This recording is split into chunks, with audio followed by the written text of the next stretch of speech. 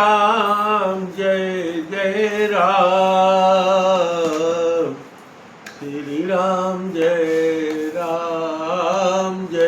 जय राम, श्री राम जय जय राम, श्री राम जय जय राम। जय रघुनंदन जय सिया राम, सीताराम जय सीताराम। जय रघुनंदन जय सिया राम, सीताराम जय सीताराम। भजले भजले राम का नाम, अंत समय में आएगा काम। भजले भजले राम का नाम, अंत समय में आएगा काम। जग की दौलत है बेकार,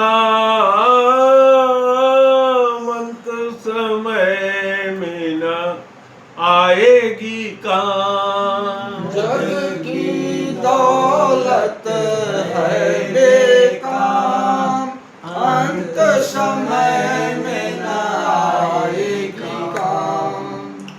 तो जप ले आठों याम, राम का नाम जप ले आठों याम, राम का नाम, श्री राम का नाम। एक बार प्रेम से बोलो गुरुदेव भगवान की जय। सियावर रामचंद्र की जय, पवन सुत हनुमान की जय, उमापति महादेव की जय, सब संतों की जय, सब भक्तों की जय।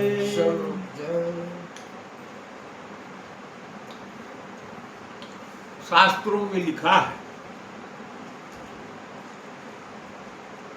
पद्म पुराण में, कि भगवान विष्णु का एक बार नाम ले ले, भगवान के 1000 नाम है, कोई भी एक नाम अगर आदमी एक बार ले ले तो करोड़ों अश्वमेध यज्ञ करने से ज्यादा है पुण्य। और करोड़ों अश्वमेध यज्ञ कर ले और हर बार हिमालय जैसे पर्वत भर का सोना शुद्ध ब्राह्मणों को दान कर दे, कोई भी उपाय कर ले, उतना पुण्य अर्जित नहीं होगा जितना एक बार राम का नाम यानी विष्णु जी और उनके अवतारों का नाम 1000 नाम जो है लेने पे होता है। और अगर हमारा अभ्यास नाम जप का नहीं है तो मरते समय नाम नहीं आएगा। रामायण में ही लिखा है, किष्किंधा कांड में बाली के मरने के समय बाली खुद ही कहता है, जन्म जन्म मुनि जतन कराही, अंतराम कह आवत नाही। लेकिन राम का नाम आ जाएगा अगर आप जितना आपके पास समय है उसमें राम राम राम, जब आप राम कहते हैं तो उसमें राम और सीता दोनों आ जाते हैं। इसीलिए कहा जाता है कि भगवान के नाम का ध्यान जप हर समय करना चाहिए।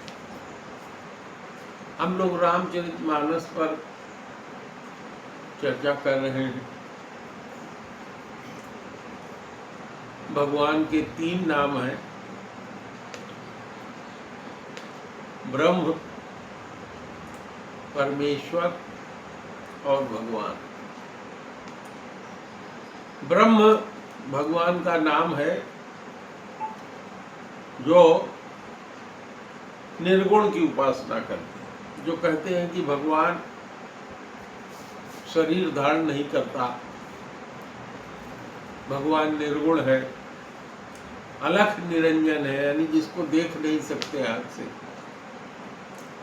जो कुछ बोलता नहीं कान से, उसकी आवाज सुन नहीं सकते, जहां है वहां तक जाया नहीं जा सकता, जो स्वयं बड़ा हो और अपने जैसा दूसरे को भी बड़ा कर दे, वह है ब्रह्म। और रामायण स्वयं कहता है कि राम जी जब पैदा हुए तो राम जी ने अपने जीवन में कुछ लोगों का उद्धार किया और भगवान राम के नाम ने करोड़ों खल यानी दुष्टों की मति को सुधार दिया। और राम नाम जपने का बड़ा विचित्र अनुभव है। अगर आप जपिए, आपका मन कितना भी पापी हो, 1 मिनट भी सत्कर्म में न लगता हो, लेकिन अगर आपने गुरु की बात सुन लिया है और जपते रहिए, जपते रहिए, जपते रहिए, एक समय ऐसा आएगा कि आपका मन निष्कपट, निष्कलंक हो जाएगा। उसमें जो पहले गंदे विचार आते थे, गंदे कार्य करने का जो मन करता था, वो नहीं आएगा। हम आप लोगों से चर्चा किए ही है कि हम लोगों के 3 शरीर है। एक तो ये स्थूल शरीर है और दूसरा इसमें सूक्ष्म शरीर है। उस सूक्ष्म शरीर में ही सारी शक्ति है, उसी में देखने की शक्ति है, भगवान का वो अंश है, उसी में सुनने की शक्ति है। इस शरीर में वो शक्ति नहीं है। इस शरीर में जब तक वह प्राण है तभी तक ये काम करता है। जैसे इससे सूक्ष्म शरीर निकल गया, ये प्राण निर्जीव हो गया और आपका शरीर पड़ा रहेगा, और जो छुएगा वो भी नहाएगा, जो छुएगा वो स्नान करेगा, कहेगा कि मुर्दा छू के आए हैं नहान कर। घर वाले कहेंगे कि ये मर गए हैं, आप इनको घर से जल्दी निकालो, नहीं तो भूत होकर के किसी को पकड़ ले। और आप लोग जानते ही हैं, जिस बिस्तर पर आप सोते हैं उसका कोई प्रयोग नहीं करेगा, फेंक देते हैं। अगर खटिया बहुत महंगी और पलंग वलंग हुआ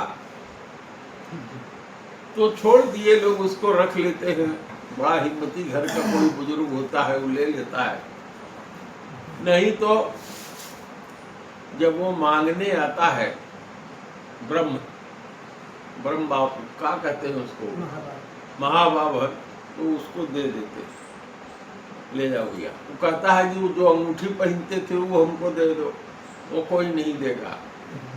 सोने की चेन अगर आप गले में पहनते हैं तो मरते समय तुरंत ही उसको निकाल के, मरने के पहले ही या मरते समय निकाल के रख लिया जाए। माता अगर कोई मर रही है तो वो कान में सोने का जो भी पहन रही है, हाथ में कंगन जो भी पहने, वो भी दरादन छीन के लोग निकाल के रख लिया। यही करते हैं ना। घर से कहे बेगही काढ़ो, भूत भय कोई खई है। तो इस शरीर की इतनी वैल्यू है। इस शरीर में जितना मांस है, अगर उसको कोई बेचना चाहे तो ये मांस बिकेगा नहीं। और जिसमें जितना केमिकल है, जितना बनता है लोचा केमिकल, जिससे हम लोग बोलते हैं, चलते हैं, खाते हैं, पीते हैं, उसकी कुल की वैल्यू 200 रुपए की। वही सारे केमिकल बाजार में 200 रुपये आप खर्चा करिए, आपको मिल जाएगा। और किसी को जरा सा कठोर वचन आपने कह दिया, अगर वो चोरी से सिगरेट पी रहा था या कोई काम कर रहा था और आपने कह दिया कि हमने देखा है, तो आपको जान से मारने पर उतार हो जाएगा और जीवन भर का आपका दुश्मन हो जाएगा। और जैसे सांप छूने से फन्ना जाता है, उस तरीके से लोग आपसे पनपना करके फन काढ़ लेंगे, एकदम खड़े हो जाएंगे, विरोधी हो जाएंगे इस शरीर के लिए। और इसी शरीर का अपमान जरा सा कोई कर दे तो कितनी कितनी हत्या करके जेल चले जाते हैं लोग, लेकिन इस बात को नहीं समझते कि इस शरीर की क्या कीमत है। बहरहाल इसकी कीमत इतनी ही है कि भगवान ने ये शरीर दिया है कि हम जीवन भर ये माने कि हम भगवान के दास हैं, हमारे स्वामी भगवान। तो पहला तो ब्रह्म हो गया, जो निर्गुण निराकार होता है। यही निर्गुण निराकार जब विष्णु जी के स्वरूप में हो जाता है, जब गुण को धारण कर लेता है, तो उसको कहते हैं परमात्मा। जितने भी योगी हैं, ध्यान करने वाले हैं, वो कहेंगे ओम परमात्मने नमः। वो ओम लगाते हैं हर चीज के आगे। लेकिन कभी भी जो भगवान कहलाते हैं, जो सगुण वाले मानते हैं, उनके आगे ओम नहीं लगता। जैसे अगर राम जी का नाम ले या राम जी का कोई मंत्र जाप करें तो ओम राम रामाय नमः नहीं होगा, या ओम रांग रामाय नमः नहीं होगा, ओम क्लीं कृष्णाय नमः नहीं होगा। लिखा जाएगा ओम, लेकिन जब उसको बोलेंगे तो खाली क्लीं कृष्णाय नमः, इस तरीके से होता है। ओम जो शब्द है वो निर्गुण और सगुण दोनों का प्रतीक है। ओम कहने से उसका निर्गुण का भी बोध होता है और सगुण का भी बोध होता है। तो वही विष्णु जी जब नाना अवतार ले लेते हैं, राम के रूप में, कृष्ण के रूप में, नरसिंह के रूप में, बावन के रूप में, परशुराम के रूप में, मत्स्य के रूप में, 12 सुअर के रूप में, मछली के रूप में, नाना प्रकार के अवतार जब ग्रहण करते हैं, तो वो विष्णु जी के स्वरूप होते हैं। वो सगुण साकार कहलाते हैं। सगुण मन जो गुण के सहित हो, जिसमें तीनों गुण हो, सतोगुण भी हो, रजोगुण भी हो और तमोगुण भी हो। हम लोग जिस इस प्रकृति में रहते हैं, इसमें प्रकट रूप से तीनों गुण रहते हैं। रात को जब हम आप सोते हैं तो तमोगुण शरीर में हावी हो जाता है, उसका भी रहना जरूरी है। अगर आपको नींद नहीं आवे तो पागल हो जाएंगे, मर जाएंगे। तो तमोगुण में होता है। और रजोगुण भी आता है शरीर के ऊपर। जब आपको भूख लगती है, आप भोजन करते हैं, पानी पीते हैं, तो इस समय जो गुण बरतता रहता है उसको कहते हैं रजोगुण। और जब आप भगवान के नाम का जप करते हैं और आपके मन में यह भावना आती है कि आज से हम कोई पाप नहीं करेंगे, लेकिन जैसे ही थोड़ी देर बीतेगा वो भावना चली जाएगी, जो मन और जो शरीर अभी बहुत बड़ा ज्ञानी हो गया था, वो अज्ञानी हो जाएगा और भोग के लिए उसकी प्रवृत्ति हो जाएगी। कभी कभी हम लोगों के ऊपर भोग हावी हो जाता है और कभी कभी हम लोग भोग के ऊपर हावी हो जाते हैं। बहुत मन है रसगुल्ले खाने का, बहराइच गए हैं, लेकिन अब पैसा जेब में इतना ही है कि रहने भर का किराया है, तो चाहते हुए भी आप उस रसगुल्ले का भोग नहीं कर पाएंगे और बुद्धि हावी रहेगी कि खर्चा करोगे तो किसी लायक नहीं रहोगे तो चले आएंगे। और दूसरा यह भी होता है कि कभी कभी बहुत गुस्सा भी आ जाता है, लेकिन देखते हैं कि ये कहीं क्षण में होता है, अरे छोड़ो जाने दो साले, जो भी हुआ छोड़ दो, खत्म। यह भी होता है। और यह शरीर जो है वो दृष्टा की तरह से देखता रहता है, अनुमंता की तरह से अनुमान लगाता रहता है। अब जानता है कि ये करेंगे तो ये हो जाएगा, लेकिन वो करेगा जरूर। काल कर्म स्वभाव और गुण के अंदर, हाँ, काल कर्म स्वभाव गुण ये चार वस्तु घेरे रहती है। इनसे जो ऊपर उठ जाए वही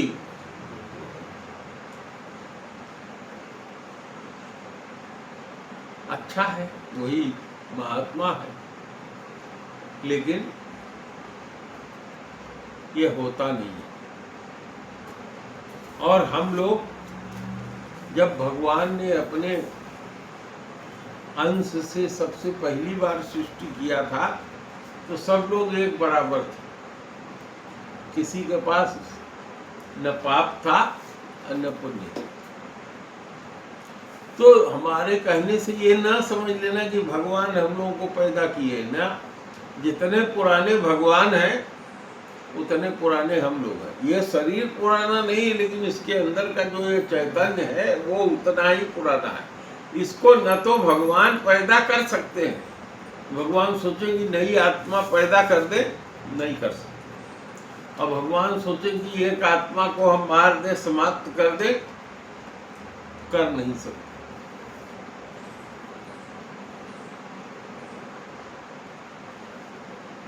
लेकिन जो ज्ञान रूपी शक्ति है वो केवल भगवान और उनके जो अवतार होते हैं उन्हीं में हर समय ज्ञान बना रहता है। इसीलिए गोस्वामी जी लिखे हैं, एक अखंड ज्ञान सीतावर। सीतावर यानी रघुनाथ जी केवल एक अखंड ज्ञान वाले हो सकते हैं। और अगर कोई कहे कि अखंड ज्ञान वाला है तो जीव कैसे हो सकता है? जीव तो कभी हो ही नहीं सकता।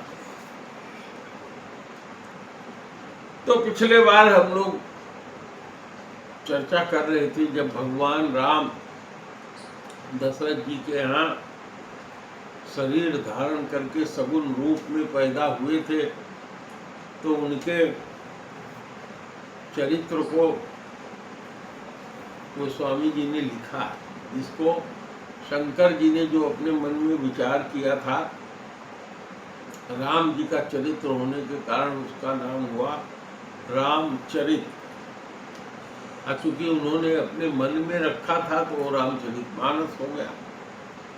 अभी भंडारे के दिन 1 तारीख को आप लोगों ने देखा होगा कि हम लोग जब नए वाले मंदिर में बैठे थे तो आप लोगों में से जो लोग रहे होंगे वो सुने होंगे कि एक बहुत पढ़ा लिखा लड़का, जब हमने कहा कि भगवान के नाम, भगवान के रूप, भगवान के गुण, भगवान की लीला, भगवान का धाम, भगवान के परिकर, जो भगवान होते हैं उतनी ही उनकी शक्ति होती है। जो भगवान का गदा कौमुदी है वो भी भगवान ही है।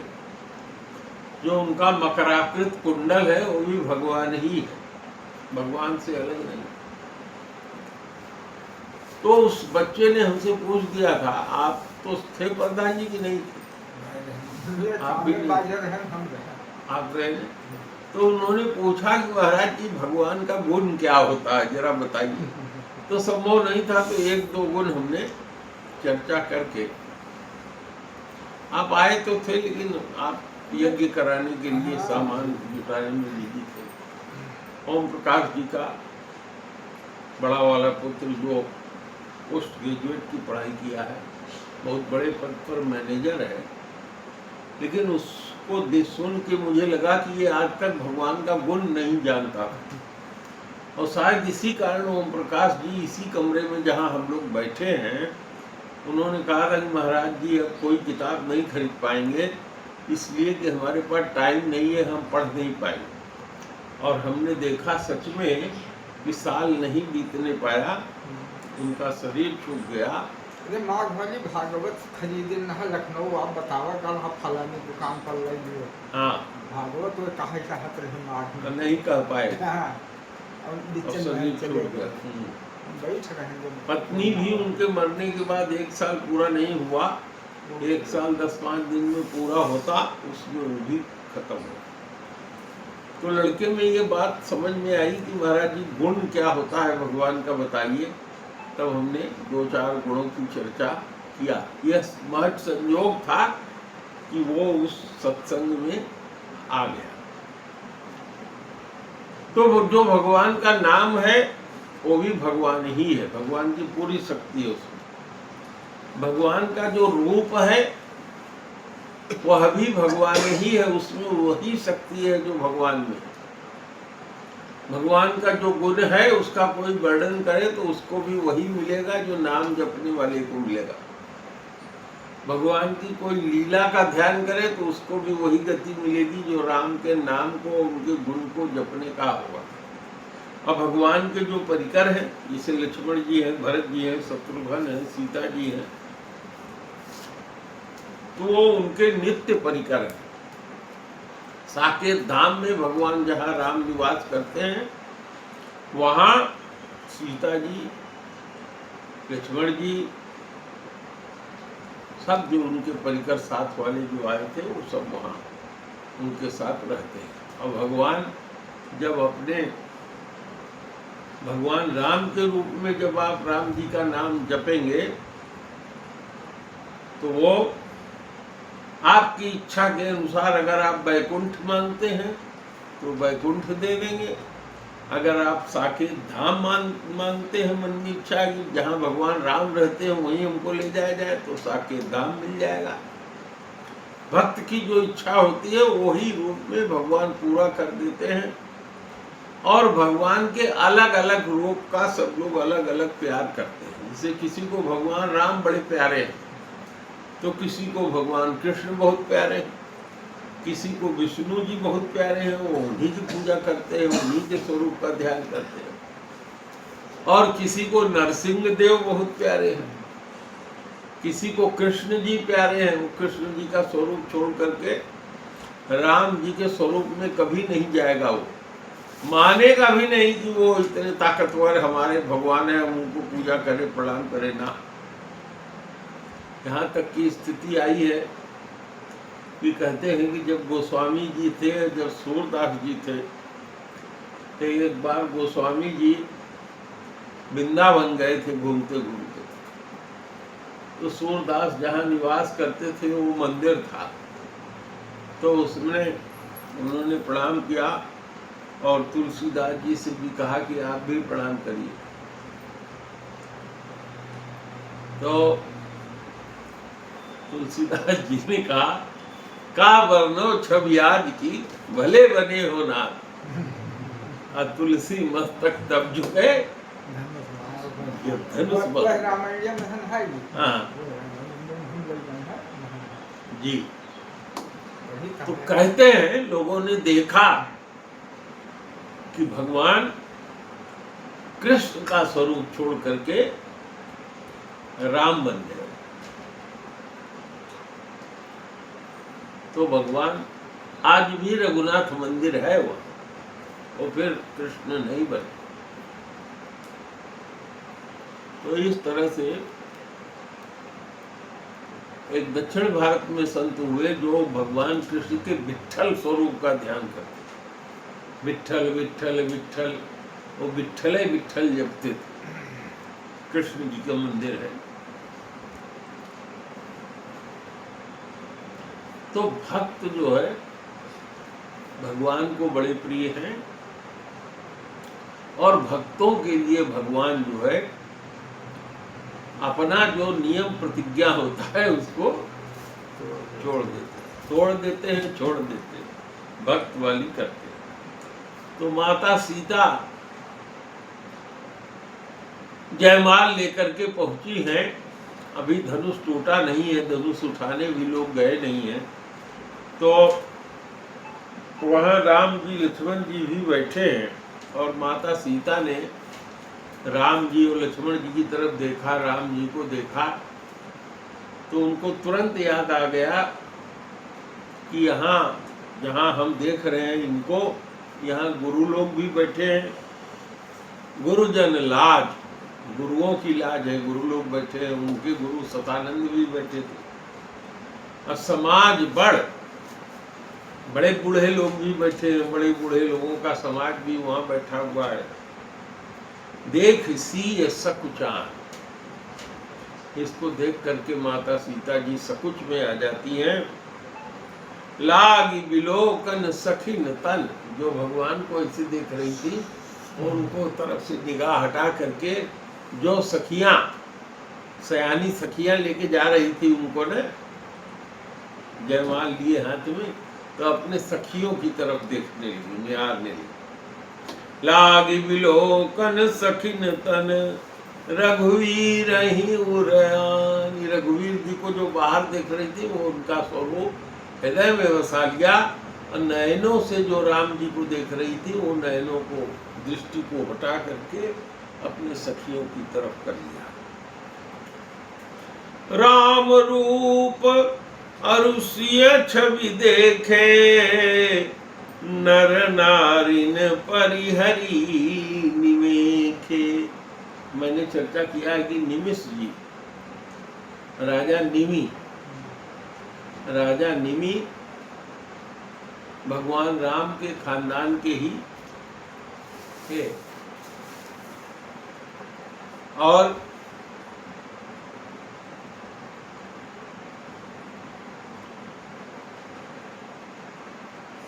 राजा निमि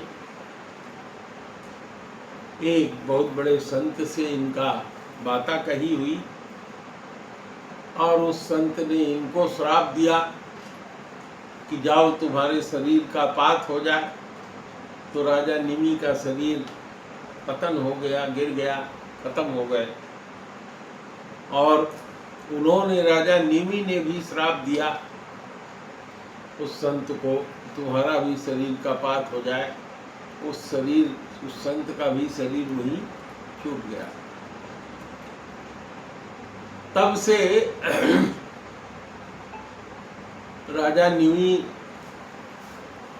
से कहा गया कि आपको दूसरा शरीर दे दिया जाए।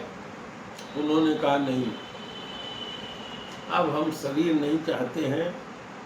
देवताओं ने उनसे पूछा तो फिर आपके लिए क्या किया जाए? तो उन्होंने कहा कि हमको सबकी आँखों के ऊपर बरौनी जो पलक होती है, इसमें निवास दे दिया जाए। तो राजा निमि को उनकी इच्छा के अनुसार निवास दे दिया गया आँखों के पलकों पर। क्योंकि राजा निमि का जो शरीर पात हुआ था, उसी शरीर का बंधन करके एक बच्चा पैदा हुआ उससे, जिसका नाम जनक रख दिया गया। अब चूंकि वो विदेह हो गए थे, इसलिए विदेह उनकी टाइटल हो गई। क्योंकि राजा निमि के शरीर से ही वो पैदा हुआ, वो मिथिला मथा गया, तो मिथिला वो क्षेत्र कहलाया, मिथिलेश वो आदमी कहलाया मथे जाने के कारण, और वो लड़का जनक कहलाया। और निमि जी ने, आत्मा ने निमि जी के सबके नयनों पर निवास कर लिया। भगवान इक्ष्वाकु वंश में आगे चल करके रघु के अज के रघु के दशरथ, यही है ना, और दशरथ के राम हुए, इसलिए वो रघुनाथ कहलाते हैं। रघु के वंश के नाथ, रघुनाथ। और राजा निमि का वंश, जो जनक का वंश हो गया, वो अलग ही राजा हो गए। और इसीलिए कहा जाता है कि चूंकि राजा जनक की पुत्री थी, उसकी शादी होनी थी, इसलिए दशरथ के यहाँ न्योता नहीं भेजा गया, क्योंकि दशरथ का खानदान और जनक का खानदान एक ही था। लेकिन गुरु के कारण, गुरु कौन?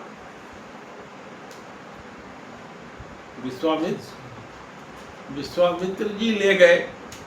और विश्वामित्र जी ने जब आज्ञा दिया सीता जी को, जयमाला राम के गले में डाल दो, तो डाल दिया गया। इसीलिए कहीं कहीं जब लोगों में जवाबी बिरहा और गाना होता था, तो वो पूछता था कि राम और सीता भाई बहन थे, कैसे भाई बहन थे, कैसे उनकी शादी हो गई? तो दूसरे पार्टी वाला जो था उसी का जवाब देता था।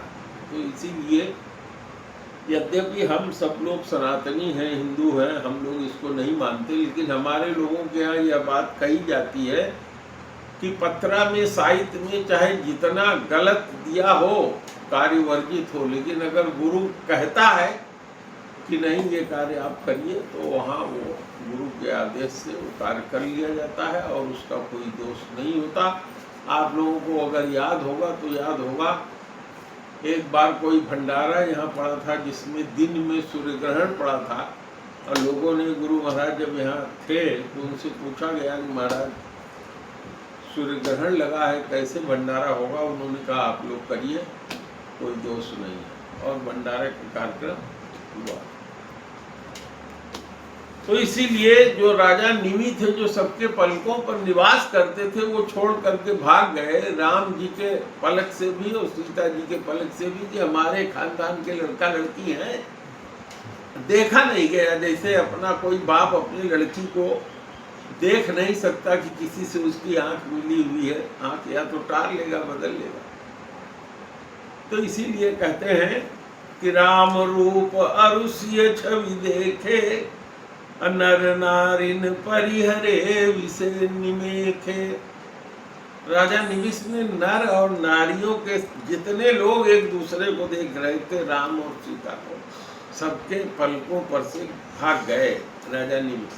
ठीक, सबकी आंखें खुली रह गई, यानी पलकें गिरी नहीं।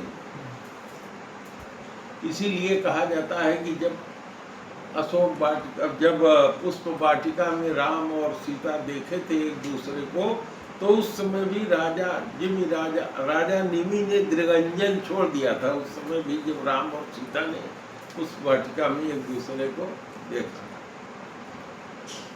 सोचहि सकल कहत सकुचाही, विधिसन विनय करहि मन माही।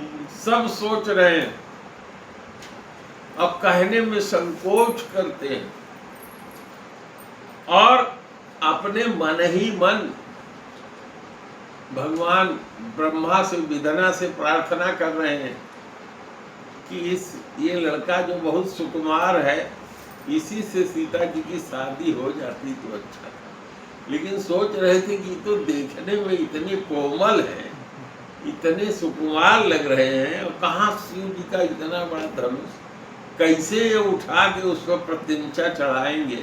इसीलिए मना रहे थे अपने अपने इष्ट देवता को कि हमारा अगर कोई पुण्य हो तो ये काम हो जाए। अभी आगे और आएगा। आरु विधि बेग जनक, हारु है, मैं पढ़ नहीं पा रहा था। हारु विधि बेग जनक जड़िताई, मति हमारे ऐसी देहि सुहाई। सब जितने नर नारी वहाँ हैं वो कह रहे हैं कि हम लोगों की दुआ लग जाए, हे विधना, हे ब्रह्मा जी, ये जो जनक जी ने प्रतिज्ञा किया है कि धनुष पर चढ़ावे, तो इसको, इस दूल्हे को और इसको देख करके राम जी को और सीता जी को देखते हुए ये प्रतिज्ञा वो छोड़ दे। ये लोग मना रहे हैं। बिनु विचार पन तज नर नाहू, सिय राम करे विवाहु। जो प्रतिज्ञा उन्होंने कर लिया है कि जो धनुष पे प्रत्यंचा चढ़ाएगा उसी के साथ शादी करेंगे, ये बात जनक जी छोड़ दे। बिना विचार किए अपनी प्रतिज्ञा का सीता और राम की शादी कर दे। जुग भल कहीं भाव सब काहू, हट कीन्हे अंतहु उर्दाहु। यही लालसा मगन सब लोगू, बरसावरो जानकी जोगू।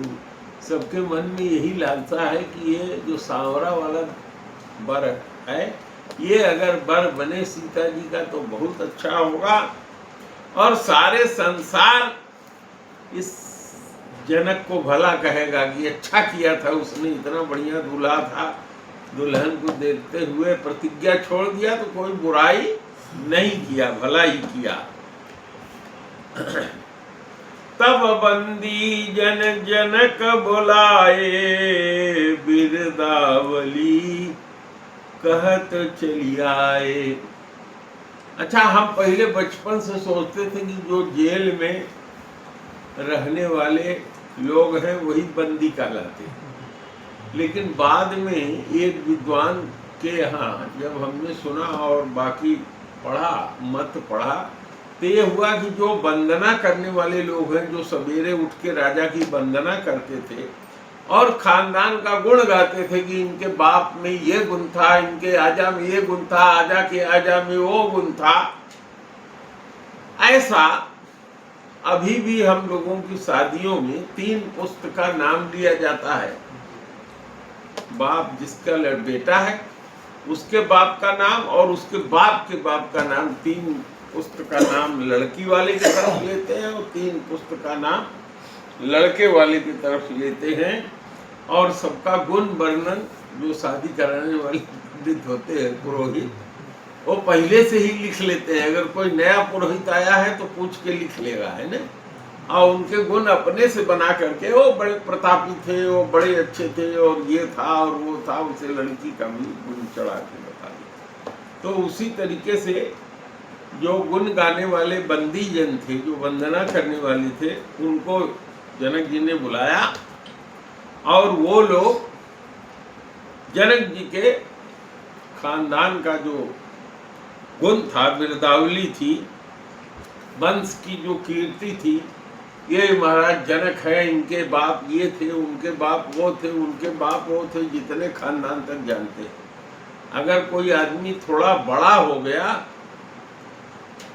तो लोग उसका नाम याद रखते हैं। जैसे भारत के प्राइम मिनिस्टर हुए जवाहरलाल, तो उनके बाप का नाम भी याद है, मोतीलाल, और उनके खानदान में उनकी बिटिया हुई इंदिरा जी का भी नाम याद है, उनके बेटे राजीव जी का भी नाम याद है और उनके बेटे राहुल जी का भी नाम याद है।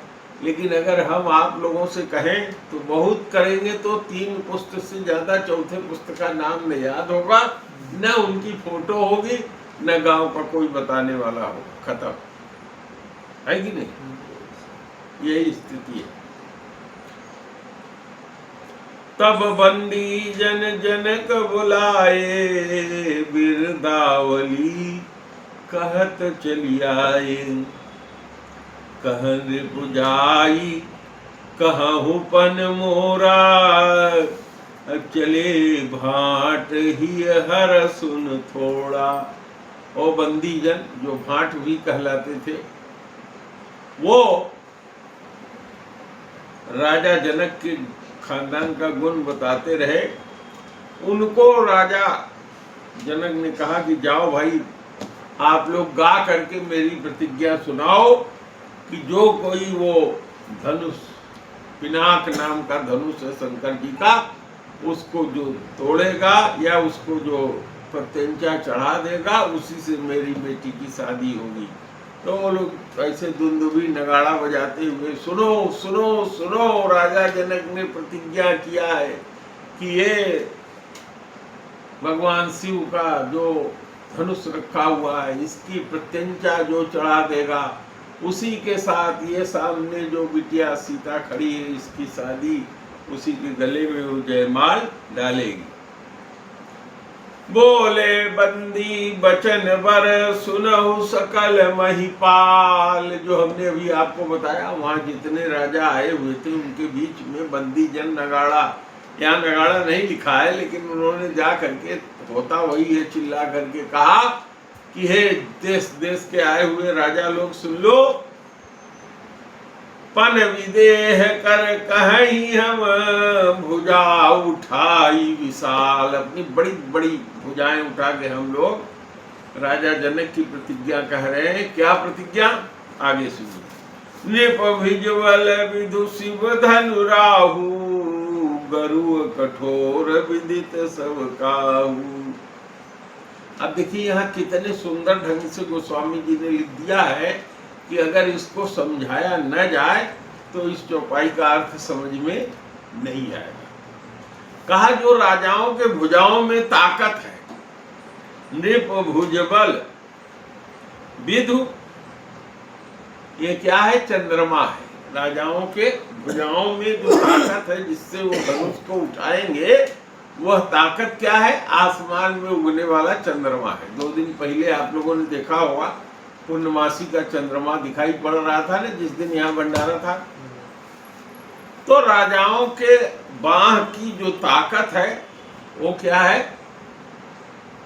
चंद्रमा है। और ये जो धनुष रखा हुआ है ये क्या है, राहु है।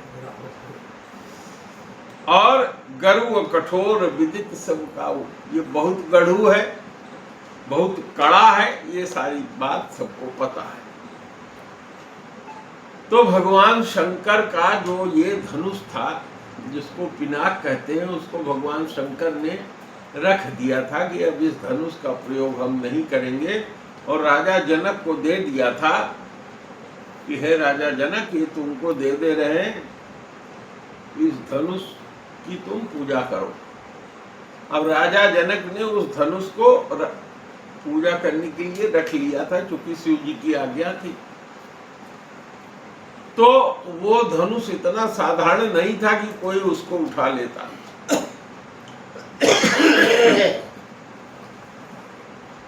एक दिन की बात थी, माता सीता को ये कार्य सौंपा गया। कथा बहुत लंबी है, तो कथा में ही आज कथाएं बहुत हो जाती हैं, तो रामायण नहीं हो पाता है। तो उनको कार्य सौंपा गया, वो कहीं अपने मतारी से कि आज हम जाएंगे धनुष की पूजा करने।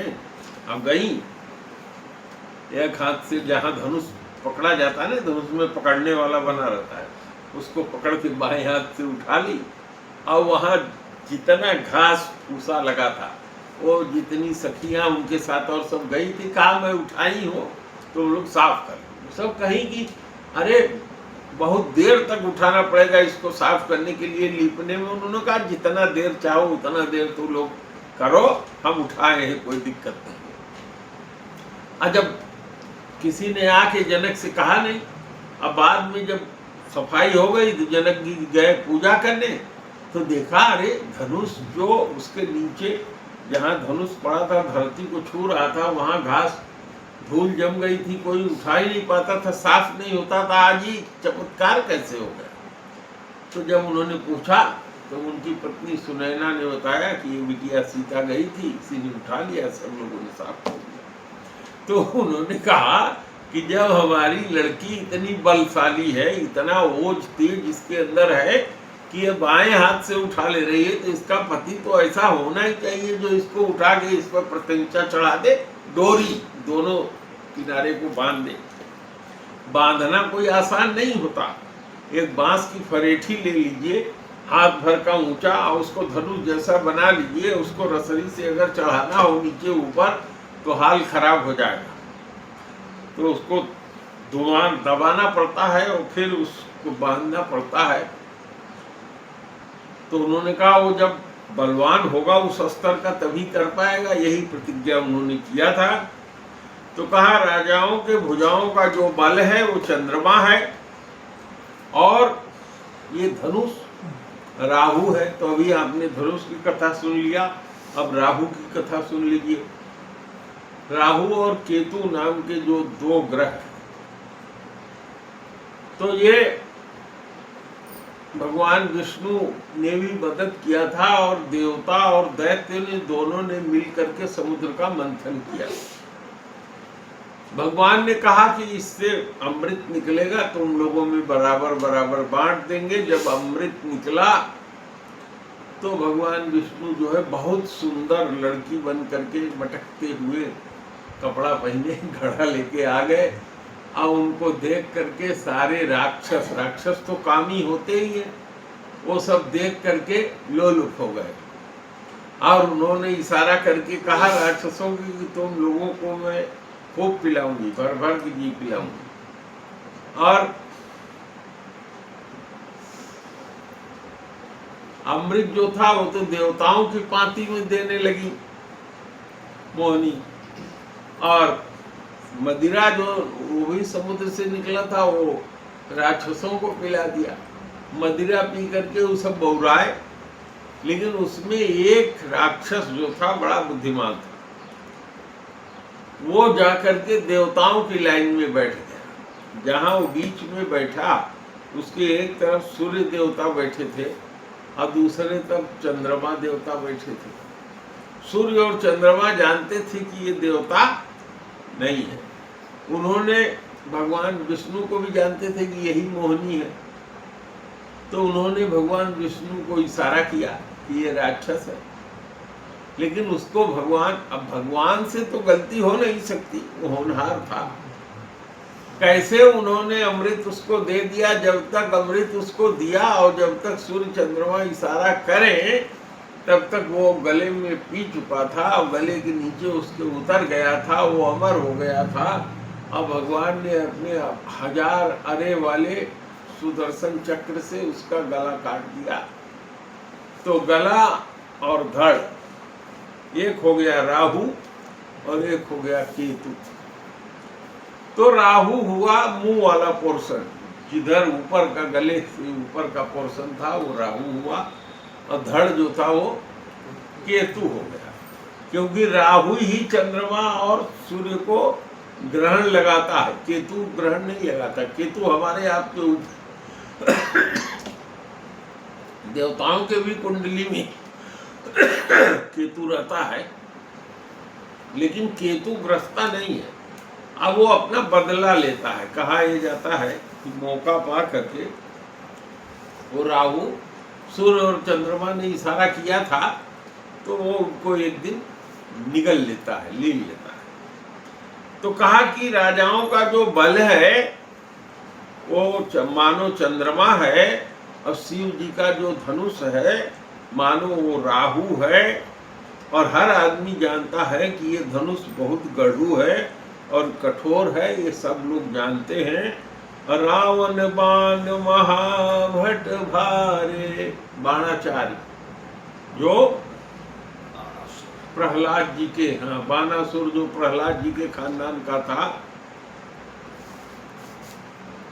भगवान ने प्रतिज्ञा किया था कि बाणासुर वो प्रहलाद के खानदान में राजा बलि आगे हुए थे। प्रहलाद को भगवान ने कह दिया था कि हे प्रहलाद, तुम्हारे पिता को तो मैंने मार दिया, लेकिन अब तुम्हारे खानदान के किसी को भी मैं अपने हाथ से नहीं मारूंगा। तो रावण तो जानता था कि ये धनुष तो मेरा ही है, जो शंकर जी से मैंने मांगा था और मैं लेके जा रहा था। भगवान ने कहा था रास्ते में जहाँ रख दोगे वहां ये उठेगा नहीं, और पेशाब करने लगा। वो धनुष दे करके किसी ब्राह्मण को दिया, अब रावण कहा भैया रावण जल्दी आओ, नहीं तो हमसे रहा नहीं जा रहा है। रावण पेशाब कर रहा था, पेशाब लैट्रिन में बोला जाता नहीं, करता रहा। अब भगवान तो इसीलिए आए ही थे, धनुष को ही रख दिया। और रावण जब पेशाब करके आया तो सोचा हम धनुष उठा ले। भगवान शंकर से ले करके वो जा रहा था अपने लंका में, लेकिन वो जहाँ रख दिए वो जनक जी का क्षेत्र था, वहीं वो धनुष रह गया। और फिर रावण ने बहुत उठाया, उठा ले। और बानासुर जो था वो राजा बलि के खानदान का कई पुस्त आगे चल करके, जिस समय भगवान श्री कृष्ण हुए थे उस समय वो बानासुर था। और वो बाणासुर राम जी के समय में भी था और कृष्ण जी के समय तक वो जिंदा रहा, क्योंकि इसी बानासुर की जो बेटी थी वो हर ले आई थी भगवान के पोते, हर के ले आई थी और वही अपने घर में रख लिया था, अपने महल में कैद कर लिया था। तो वो रोज फूल से तौली जाती थी, एक फूल से उसका वजन एक फूल के बराबर होती थी, उसका वजन हो जाता था। और जब उसने भगवान के बेटे का क्या नाम था, प्रद्युम्न, प्रद्युम्न का बेटा था अनिरुद्ध, है कि उल्टा था? यही था। तो अनिरुद्ध को जो है वो उठा ले गई थी। जो इसकी बिटिया उषा थी, इसकी एक दोस्त थी चित्रलेखा, जो चित्र बनाती थी, वो बहुत बड़ी जानकार थी तंत्र मंत्र विद्या की। एक दिन सपना देखा उषा ने कि बहुत सुंदर कोई लड़का मेरा आंचला पकड़ लिया है, मेरी बाँह पकड़ लिया है नींद में, और उसके साथ हम खेल रहे हैं। और एकाएक नींद खुल गई, वो बहुत उदास हो गई। और जब उदास होकर के उठी तो उसकी शिष्य, उसकी जो सखी थी चित्रलेखा, उसने कहा निराश क्यों होती हो? तो उसने कहा अरे सखी सुनो, सपने में बहुत सुंदर एक राजकुमार आया था, अब मैं तो उसी को अपना दिल सपने में हार गई हूँ।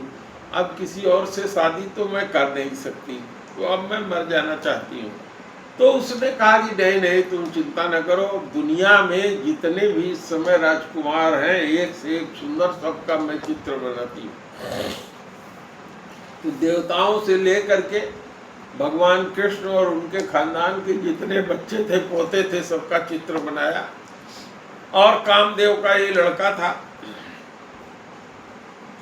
कामदेव ही प्रद्युम्न होकर के पैदा हुए थे, और उन्हीं का बेटा कामदेव की जो पत्नी थी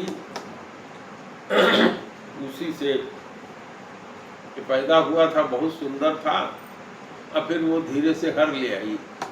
अब भगवान कृष्ण तो अगर चाहते तो कौन हर के ले आता, लेकिन वो चूंकि विधाना ने लिख दिया था इसलिए हो गया। अब जब बहुत दिन तक खोजा गया, कहाँ गायब हो गए, तो एक दिन नारद जी आए। अच्छा इधर की कथा सुन लीजिए। इधर जो है रोज फूल वाला जाता था माली, एक फूल से तौल के आता था। अब एक दिन जब वो गया और जब वो उसको पकड़ ले आई, वो सपने में ले जिसको देखा था, तो उस दिन जब फूल से तौला तो 5 किलो फूल के बराबर वो हुआ, वो हुई लड़की उषा। तो उसने जा करके कहा कि महाराज आज तो आश्चर्य हो गया, उषा जो एक फूल से तौल ली जाती थी, आज 5 किलो फूल उसके ऊपर चढ़ा। इसी बात से उसका पिता समझ गया कि अब हमारी लड़की कुंवारी नहीं रह गई है ना, कुछ गड़बड़ हो गया। उसने जा करके महल में छापा मारा, तो वहाँ वो लड़का भगवान कृष्ण का पोता मिला। उसको पकड़ करके उसने जेल में डाल दिया। और वो भगवान शंकर का बहुत बड़ा भक्त था, बानासुर। बानासुर भी भगवान शंकर का बहुत बड़ा भक्त था, और रावण भी था।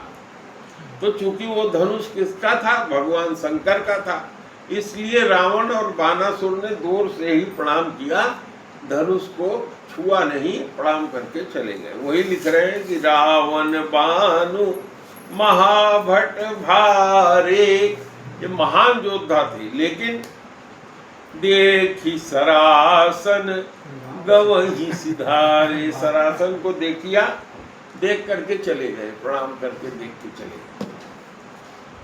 सोई पुरारी को दंड कठोरा, राज समाज आज जही तोरा। वो बंदी लोग चिल्ला के कह रहे हैं, राजाओं के समूह सुन लो, वही शंकर जी का धनुष जिसको रावण और बानासुर प्रणाम करके अभी चला गया है, वही शंकर जी का कठोर और गढ़ु धनुष रखा हुआ है। जो तुम लोगों में से इसको तोड़ देगा, सोई पुरारी को दंड कठोरा, वही भगवान शंकर का कठोर धनुष रखा हुआ है।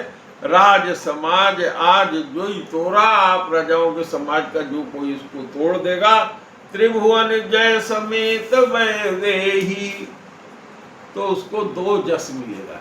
एक क्या होगा कि त्रिभुवन में, तीनों लोक में, धरती पाताल और आकाश मन स्वर्ग लोक तक, उसके बराबर का कोई वीर नहीं है। तो त्रिभुवन का वो विजयी कहलाएगा। और त्रिभुवन का विजयी भी कहलाएगा, और सुंदर वैदेही, विदेह की कन्या वैदेही भी उसको इनाम में मिल जाएगी। बिनहि विचार बरई हटते ही, बिना विचार के वर्णन कर लेगी कि कौन है। यहाँ देखिए गोस्वामी जी ने साफ कर दिया। तो राम जी ने तोड़ दिया तो विचार करने का कोई मतलब ही नहीं था कि ये हमारे खानदान के हैं कि बिना खानदान के हैं, क्योंकि धनुष के तोड़ने के उपलक्ष्य में शादी होनी थी, अब टूट गई तो शादी होनी ही होनी है। सुनिपन सकल भूपय अभिलाखे, भट मानी अतिशय मन माखे। यह प्रण सुनकर सारे लालच में हो गए राजा कि हम तोड़ लेंगे, हम तोड़ लेंगे। लेकिन जो वीर लोग थे उसमें से वो बहुत तमतमाए, अरे वाह कैसे नहीं टूटेगा, हम तोड़ लेंगे। अपरिकरी बांधी उठे कुलाई। अब जैसे ही धोती पहने हैं तो धोती कहीं पैर में फंस न जाए, इसलिए फेटा बांध के उसका और ऊपर से एक गमछा बांध लिए और चले अकुला करके कि मैं उठा के बस अभी तोड़ दूं। त्रिभुवन के सबसे वीर कहलाएंगे और सीता जो इतनी सुंदरी खड़ी है वो भी मिल जाएगी। चले इष्ट देवन सिरनाई। कोई शंकर जी को इष्ट देवता मानता था, कोई ब्रह्मा जी को, कोई विष्णु जी को, अपने अपने देवता को, कोई माता पार्वती को, सब प्रणाम करके गए। अकु आके जाके तोड़ दे दो।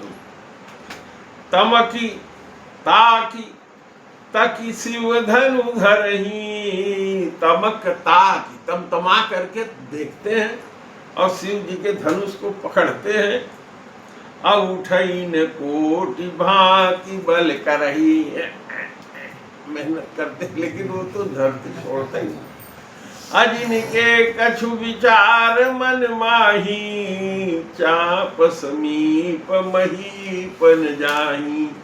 जो विचारवान थे, जो भगवान को मानते थे, शंकर जी के भक्त थे, विचारवान थे, बुद्धिमान थे, उन्होंने जान लिया कि यहाँ जाके बेइज्जती कराने से कोई फायदा नहीं है, वो उसके समीप गए नहीं। तमक धरही धनु मूढ़ नृप उठई न चलई लजाय। जो मूढ़ राजा थे और तमतमा करके गए, धनुष को उठा नहीं पाए और फिर लजा करके जाके बैठ गए। अमनहु पाई भट बाहुबल अधिक अधिक गरुआय। और कह रहे हैं कि वो धनुष जब कोई छूता था तो लगता था कि और गड़ू होकर धरती से चपक गया। अब हूप सहस दस कई बारा, लगे उठावन टरही नटारा। 10,000 राजा एक ही बार धनुष को उठाने लगे, तब भी उनके टारे नहीं टलता था। उठई न शंभु सरासन कैसे, कामी बचन सती मन जैसे। शिव जी का वो धनुष इस तरह से नहीं हटता जैसे कि कोई सती स्त्री हो, उसको कोई कामी आदमी बार बार भी बुलाए चलो मेरे साथ, लेकिन वो जाने को तैयार नहीं होती। उसी तरीके से वो धनुष उठ नहीं रहा है। सब नृप भय जोग उपहासी, जैसे बिन विराग सन्यासी। सारे राजा हंसी के पात्र हो गए, जैसे कि कोई साधु बैरागी साधु, उसके अंदर वैराग्य हो ही नहीं और साधुपन करना चाहे। कीरत विजय वीरता भारी, चले चाप कर बरवसहारी। उनकी जितनी कीर्ति थी, विजय की, वीरता की, सब धनुष के हाथों हार करके वो चले गए। श्रीहत भय हारी राजा, बैठे निज निज जाई समाजा। जो लोग भी उठाने के लिए गए, सबकी मर्यादा उतर गई, अपने अपने समाज में जाकर के बैठ गए। नृपन बिलोक जनक खुलाने, बोले बचन रोष जनुसानी। जब देखे कि सब राजा बेकार ही है, कोई उठा नहीं पाया, हिला नहीं पाया, तोड़ नहीं पाया, तो गुस्सा आया राजा जनक को और वो रोष में आकर के कुछ कहे। दीप दीप के भूपति नाना, ये सुनी हम जो धन पन उठाना। आप लोग भिन्न भिन्न द्वीपों के राजा हैं, जगहों के राजा हैं, और हमारा प्रतिज्ञा सुन करके आप लोग आए। अदेव दनुज धरि मनुज शरीरा। देवता लोग भी और दैत्य लोग भी मनुष्य का शरीर धर के यहाँ आए हैं। विपुल वीर आए रणधीरा। बहुत से वीर जो रण में बड़े तेज हैं लड़ने में, वो भी आए, लेकिन कुंवरी मनोहर विजय बड़ी तीरथ यति कमनीय, पावनिहार विरंच जनी रचऊन धनु दमनी। कहते हैं कि ये ऐसा लगता है कि भगवान ने किसी को ऐसा रचा ही नहीं है कि इस धनुष को तोड़ करके सुंदर विजय रूपी कुंवरी को, विजय रूपी राजकुमारी को प्राप्त कर सके। ये उन्होंने कहा। काहि काहि काहि कहु काहु, कहु काहि यह लाभ न भावा, काहु न शंकर चाप चढ़ावा। कहेगी क्या किसी को ये लाभ कि ये कन्या मिल जाएगी अच्छा नहीं लगता, और किसी ने भी शंकर जी का धनुष तोड़ने को कौन को चढ़ाया भी नहीं। अरे चढ़ाई तो रब भाई, अरे चढ़ा नहीं सका, तोड़ने की बात तो दूर है। अतिल भरी भूमि न सके उठाई, जमीन से तिल भर धरती से नहीं उठा सके। अब जनी को माखै भट मानी, वीर विहीन वही हम जानी। क्या आप इस धरती पर कोई वीर नहीं रह गया। आप कोई अपने को वीर कहता है तो अपने मन में ये भावना न रखे। अपने देख लिया कि धरती पे कोई वीर है नहीं।